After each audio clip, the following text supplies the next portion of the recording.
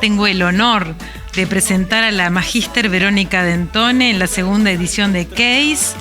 Ella es inspectora directora nacional del Departamento Educativo Privada de la Dirección de Educación Inicial y Primaria, profesora de investigación educativa, magíster en gestión educativa, diplomada en alfabetización inicial CLAE, experta en narración oral escénica, literatura infantil y juvenil y el juego teatral en la educación.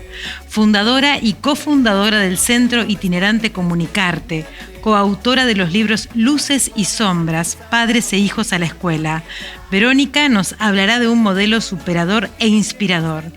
Por favor, Verónica, la audiencia es tuya. Muchas gracias a todos por este espacio, al Queens, que siempre también nos invita y nos convoca para poder conversar con ustedes de un tema que realmente es muy abarcativo. Voy a esperar que aparezca allí la presentación, porque a la audiencia me gustaría poder dejarles un instante esa imagen.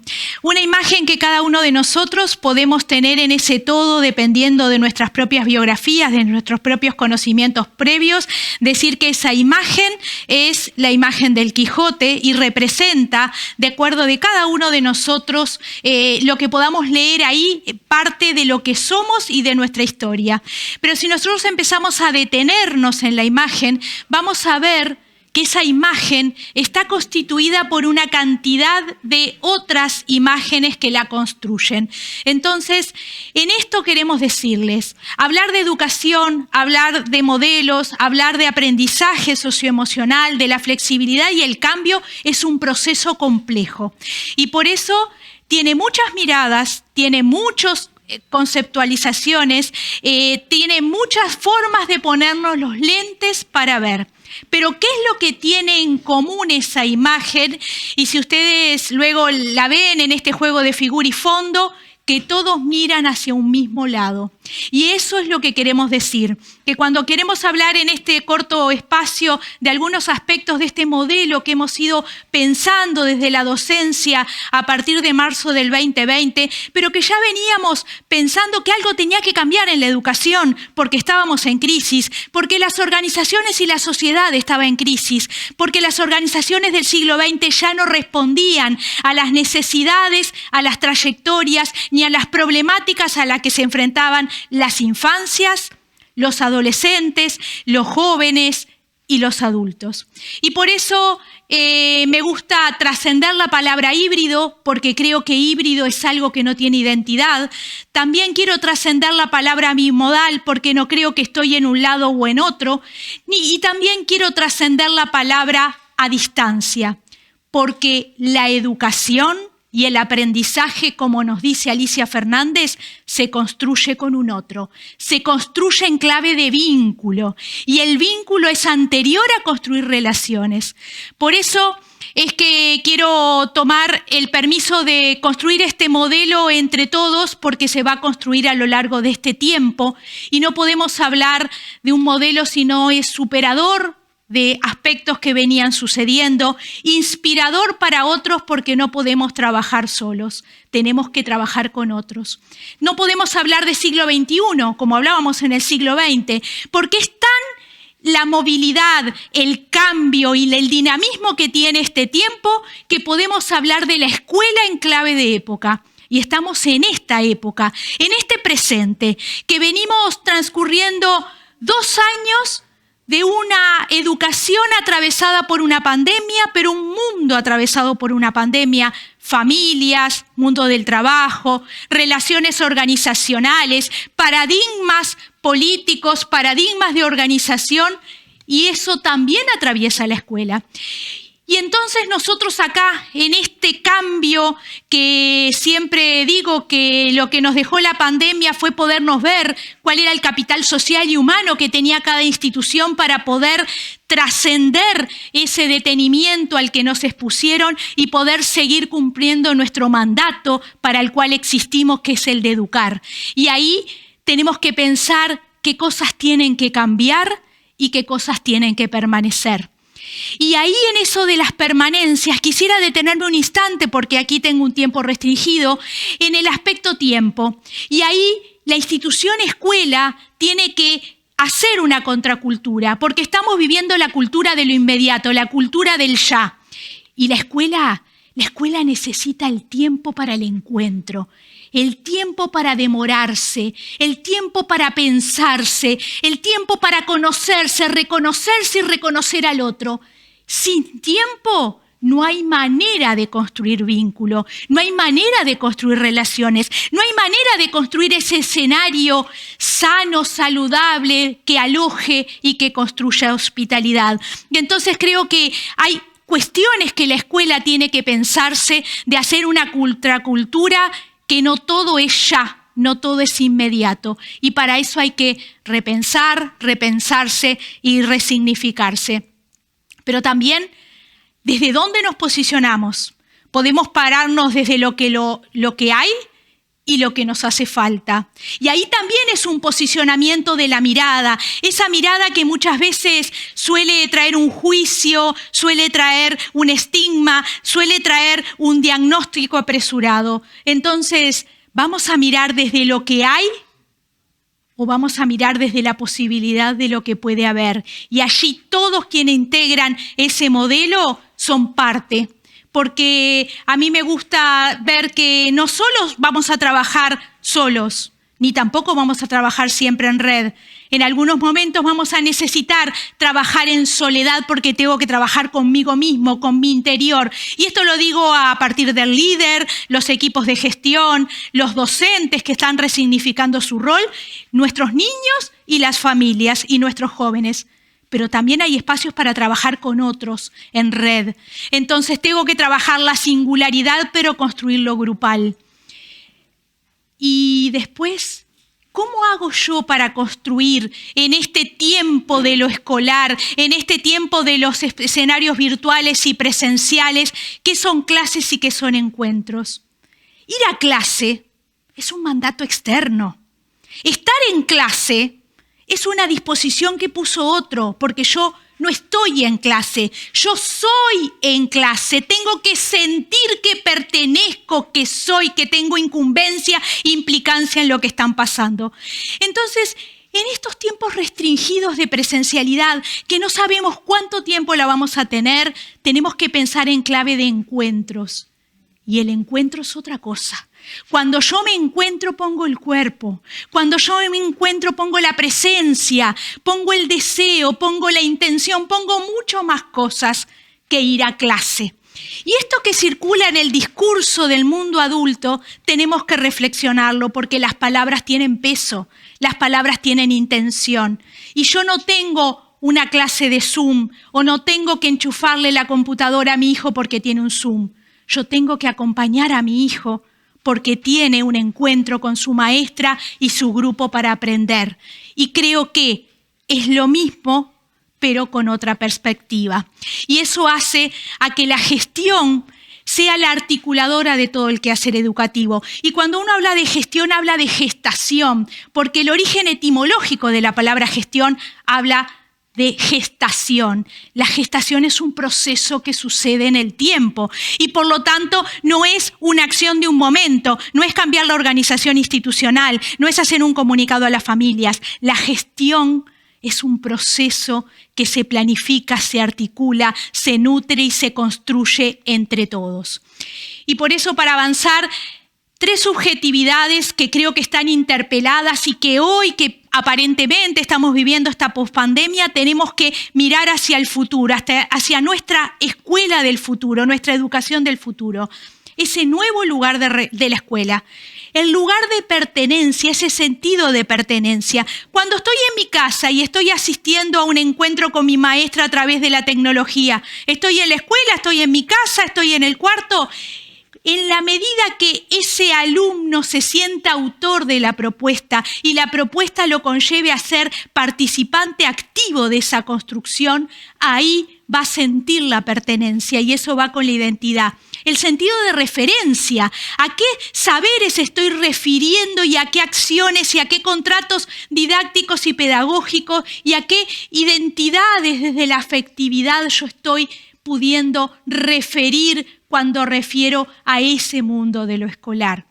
y los saberes relevantes. Tenemos que dejar atrás esa cultura academicista del siglo XX para pensar en clave de competencias y habilidades. Y las habilidades socioemocionales son las sustanciales, las que van a sostener esa posibilidad y esa capacidad de ser, de construir mi matriz emocional, de poder enfrentarme a las frustraciones, porque no todo tiene que estar en clave de felicidad, porque así no es la vida. Pero lo que tiene la escuela, que hoy está modificando las relaciones del saber y las relaciones del enseñar, porque ya el enseñar no está solo en poder del maestro, también los niños aprenden por sí mismos y la escuela y el docente tiene que dar el permiso a dejar entrar esos saberes. ¿Que van en contra del currículum? No, que se tienen que integrar en este modelo superador e inspirador en nuestro currículum, porque hay muchas cosas que nuestros niños saben. Y por eso quiero entrar en la evaluación. ¿Cómo vamos a hacer esa evaluación? ¿Seguimos acreditando saberes o seguimos teniendo la oportunidad en este momento de construcción y de deconstrucción de lo escolar de poder mirar en clave de trayectorias? Todos sabemos desde el mismo lugar, todos sabemos desde lo que nos interesa, todos sabemos desde nuestra historia. Y por eso creo en esto de que venimos hablando del rol del educador. Ariel nos hablaba de un agente de cambio, de esas huellas que puede dejar en cada uno de quien está a su cargo en ese momento, en esa relación educativa que es más que el vínculo, porque construir una relación es poner en palabra, en cuerpo, en deseo, en muchos otros aspectos lo vincular.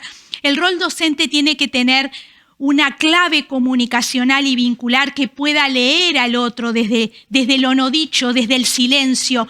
El alumno que no va, el alumno que se desconecta, ¿ese es censurado? ¿Ese es calificado en negativo? ¿O me tengo que preguntar por qué no está allí?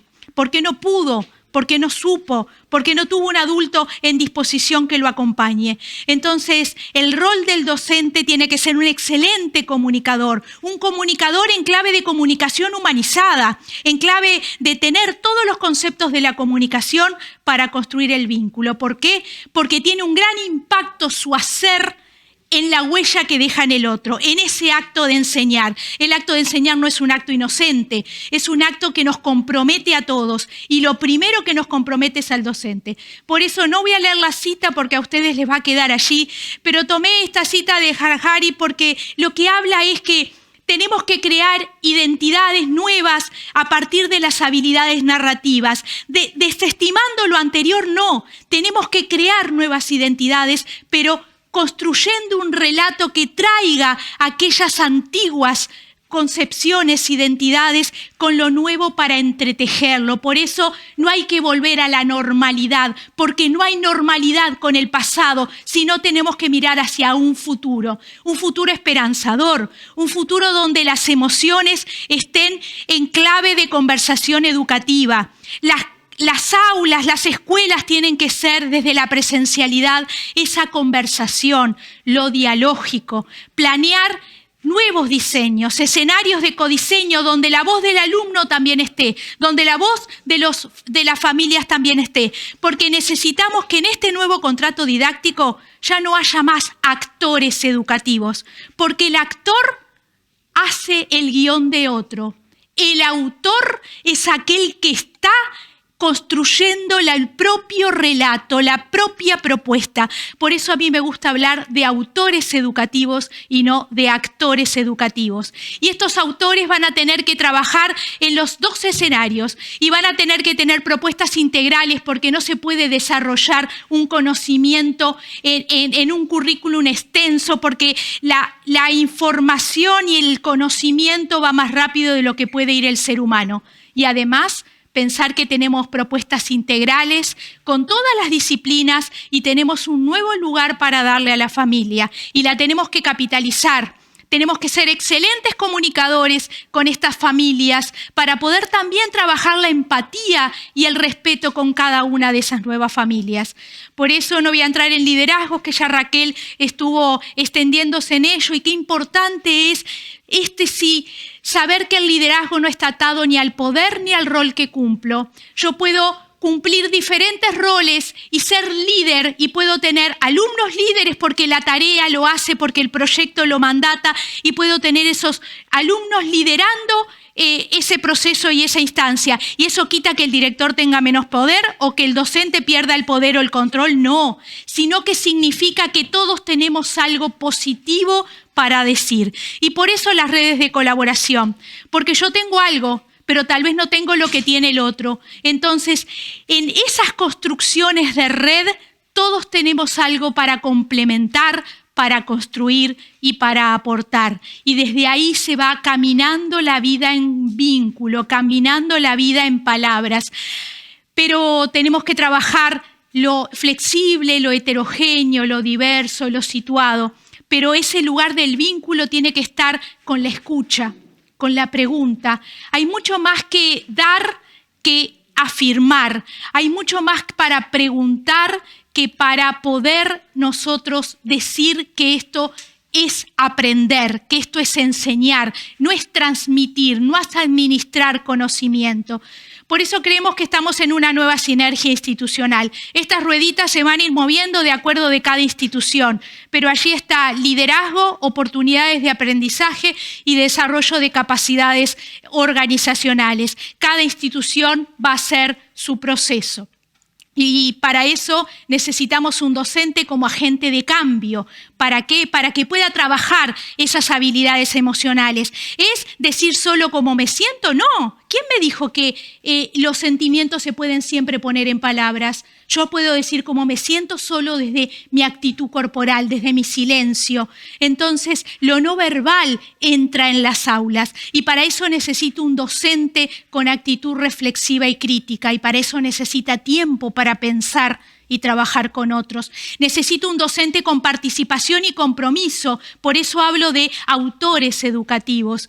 Un docente capaz de trabajar con otros en el sentido de pertenencia y no en cerrar la puerta de la balcanización como teníamos en el siglo XX. El aula ya no es las cuatro paredes y la puerta. Las instituciones están en clave organizacional, en clave de ecosistemas, donde tienen que tener una mirada global y además en la red. Por eso hay nuevos ecosistemas institucionales.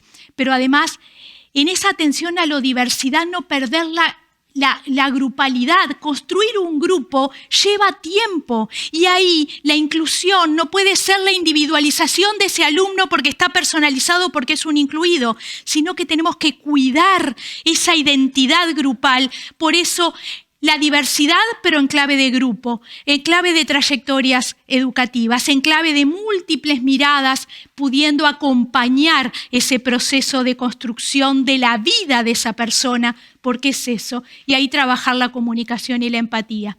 Por eso, para ir cerrando, algunos componentes que quiero dejar a modo de seguir pensando juntos, porque esto no es un modelo cerrado, sino que es un modelo que vengo pensando en esto de no quererme atar a ese modelo híbrido que se hablaba desde el 2020.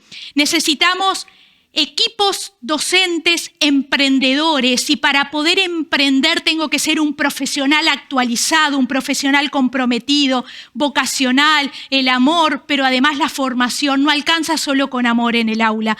Tengo que tener amor, tengo que tener empatía, tengo que ser un buen comunicador, pero además tengo que ser un profesional actualizado desde la didáctica y desde las disciplinas. Tengo que dejarle la puerta de entrada a la innovación. Y esto también va para los líderes. Cuando alguien trata de tener algo diferente, no.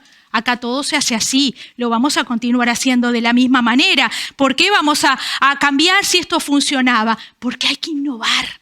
Porque la innovación es parte de la nueva reingeniería que necesita la sociedad y además las instituciones educativas.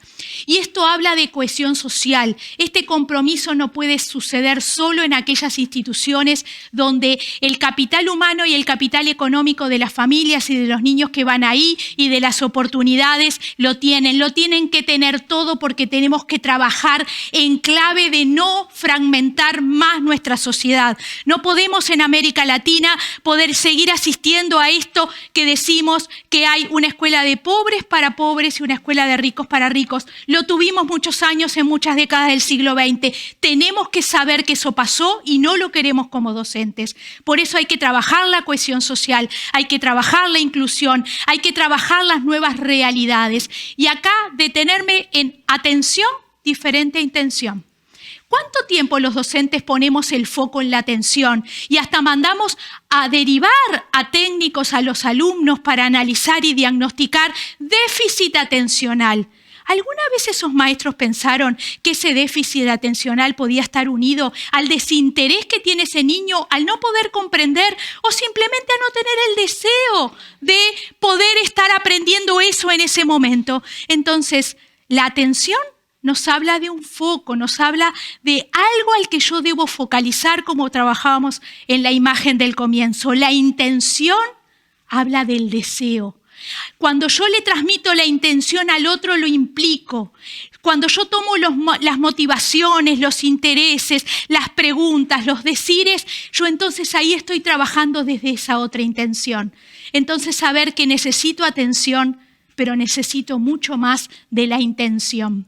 Y por eso trabajar en clave de rutinas de pensamiento. El pensamiento es algo complejo. Hoy no podemos trabajar en circuitos de enseñanza lineales como los teníamos antes. Tenemos que trabajar en rutinas de trabajo, itinerarios de aprendizaje, itinerarios de enseñanza, porque los emergentes, la incertidumbre, el caos en el que nos sentimos, muchas veces no nos permite hacer algo después de lo otro y en una linealidad. Ahora estamos en un paradigma de complejidades y por eso si los maestros pensamos en rutinas de pensamiento y sabemos claramente hacia dónde vamos con esa intención y ese conocer al otro, estar en empatía con mis alumnos y con las familias que están atrás, estas rutinas se pueden llevar a cabo. Y por eso hay que partir de esas expectativas.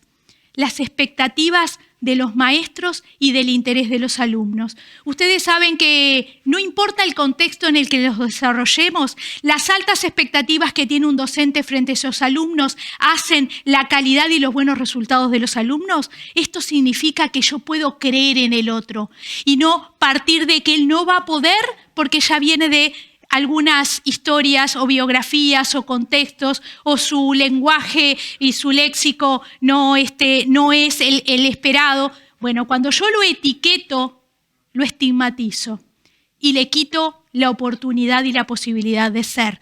Cuando yo tengo altas expectativas, empiezo a ofrecer otras posibilidades, otros estímulos, otros ambientes de aprendizaje, otros recursos educativos y otras propuestas. Y ahí el interés va unido a la expectativa.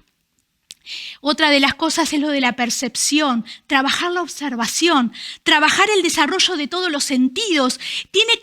Aprender tiene que ser una experiencia. Si esto lo está diciendo el mundo de las artes, lo están diciendo el mundo hasta de la política, nos dice hay que trabajar en clave de experiencias para llegar al otro. Lo dice el mundo del marketing. ¿Por qué no lo vamos a dejar entrar en la educación? Y experiencia y percepción lo decían los pedagogos del comienzo del siglo XX y ya ellos mismos lo veían que esos alumnos aprendían mejor. Entonces tenemos que apelar a la percepción que construye pensamiento, que construye desarrollo cognitivo y además imágenes, porque si no, solo van a poder tener buenas experiencias aquellos que tienen un mundo enriquecido por experiencias y oportunidades y el que no pudo salir de su villa, de su barrio, de su calle llena de tierra, de su casita humilde y hecha de troncos y de lonas, donde ahí cada día lo importante es no morir. A esos, ¿cómo aprenden si no tienen imágenes? A esos necesitan que el mundo narrativo ingrese, porque yo no me puedo sentar a decir cómo me siento porque al adulto quiere que hoy hable de emociones. Yo lo puedo decir si tengo el clima adecuado. Tal vez si el docente en ese momento quiere hablar de algunas emociones o algunas temáticas que atraviesan a toda la humanidad, pueda trabajar un cuento, pueda narrar, pueda leer, pueda contar y a partir de ahí poner en el otro, en un personaje, lo que yo sé que le está pasando a mis alumnos. Pero no puedo el lunes a primera hora, hacer una ronda o volviendo ahora a la presencialidad y decir, ¿cómo se sintieron en pandemia? ¿Cuántos se les murieron? ¿Están con miedo? No.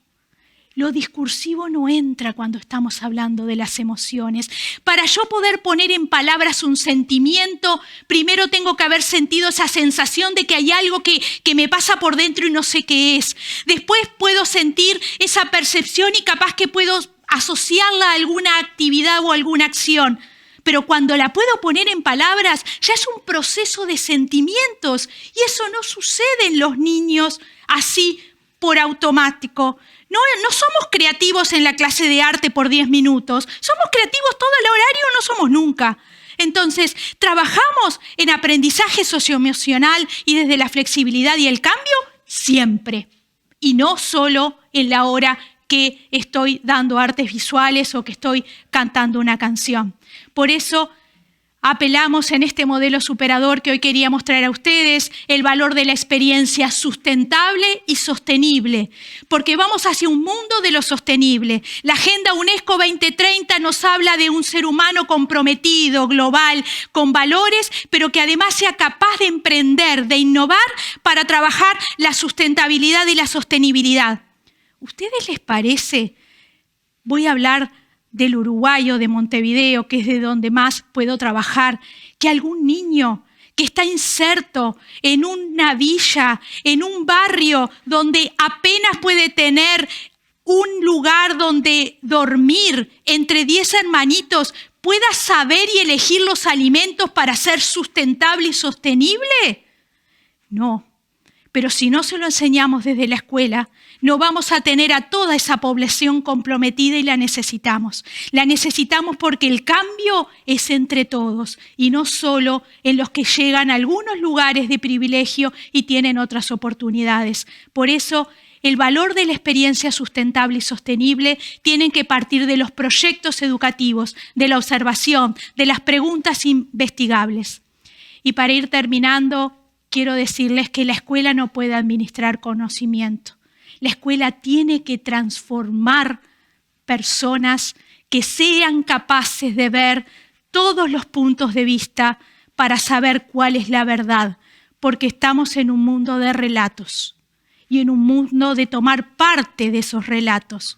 ¿Ustedes creen que alguien puede tomar parte de un relato, parte de una posición, puede rebelarse ante una posición si no ha tenido tiempo y oportunidades de pensar, de conocer todos los puntos de vista, de ver sus propios puntos de vista y construirse como ciudadano que es y que va a ser en el futuro?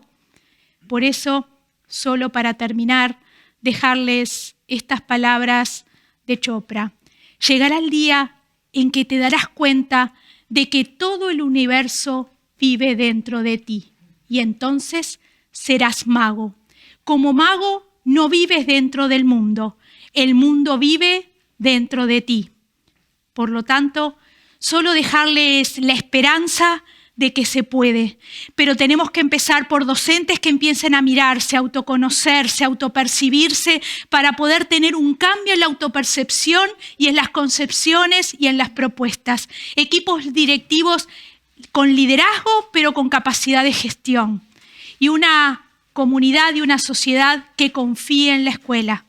No podemos asistir a la violencia de la escuela y de los docentes. No podemos. Y por eso tenemos que construir confianza, hay que volver a construir puentes, hay que volver a perder los miedos al afuera. Nos pusieron mucho miedo, tal bien justificado, no lo voy a cuestionar, pero nos encerraron. Y en ese encierro, donde muchas veces pasan parte de los riesgos de las infancias, las mayorías de esos grandes riesgos le suceden dentro de los propios hogares, ahora hay que salir.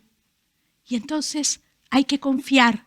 Hay que abrirse, hay que ir de nuevo al encuentro con los otros, pero desde un lugar de confianza, de libertad y de esperanza. Muchas gracias a todos. Muchísimas gracias, un placer escucharte y pensaba qué importante es el desarrollo de las artes en la educación, ¿no?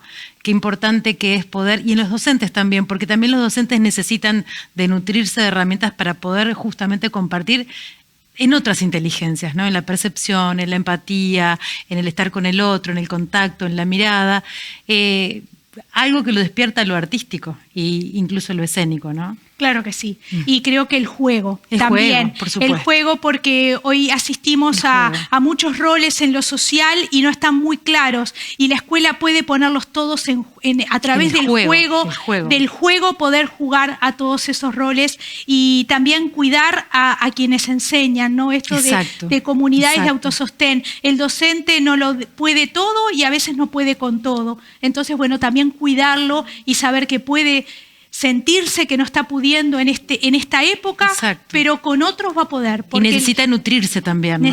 Necesita tener para poder dar. Claro, primero hay que nutrirse para después poder dar a los otros. Muchas gracias. A mí me gustaría apuntar el sentido de lo emocional también a todo esto que venimos hablando, ¿no? Sí. Que abre caminos de esperanza también en esta profundización del cambio que estamos buscando. Absolutamente. Bueno, y esto de la autopercepción, ¿no? Esto de tener confianza que voy a poder, pero si yo ya no pude autopercibirme, no tuve oportunidades de mejorar esa autopercepción, nunca voy a poder enfrentarme al mundo, ¿no? Y entonces me voy a ir quedando en ese mismo círculo, ¿no? Y bueno, y eso es lo que hace que uno se pone triste, que uno empiezan las depresiones y todo lo demás que conlleva a lo que sabemos. Por eso agradecerles mucho porque es una temática que, que nos juega a todos el partido como seres humanos. Absoluto, mucho para pensar, para transformar y para mejorar.